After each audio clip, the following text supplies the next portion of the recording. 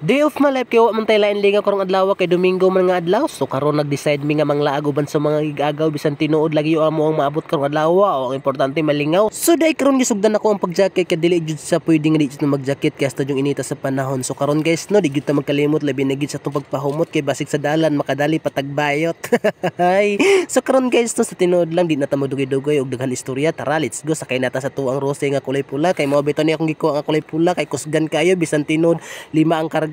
Okay, madalaran. So sa akong paglakaw ko damha nga ang dalan hasta jud ing lapuka makaingon bitaw nga pwede nam ni tamnan og humay dalana hasta mang lapuka ni. So makita niyo sa akong video kung unsa jud sa kalapok no. So mao jud na ang reality dapit diri sa mua kay hasta jung puka labi na gyud sa panahon nga ting ulan. Dili pa man yun sa ingon nga tanto nga sa mintugod na apog sa portion nga rough road. So karon nagapasalamat lang gyapon ta kay nakaabot sa destination tinuod no kaingon ta nga hugog itong motor pero sa dalan hasta pun daghan nag car wash. So ato ra siyang gi wasingan para matanggal tong mga kinamagulangan nga hugaw. Okay ra din na siya no, pinadaling car wash. Basta di lang siya hugaw tanaw sa mga tao, okay na siya. So nakaabot na dai ko sa balay sa akong igagaw. So mo na yung mga igagaw na kung gusto mo lag sa mga tourist spot nga gusto nila maabot karong adlaw o dalon ako sila jadas kay gusto man sila diri sa jad. Pero was lang nagdahom nga sa jadas atang sa kauna mo na lang ilong hastang Bukara.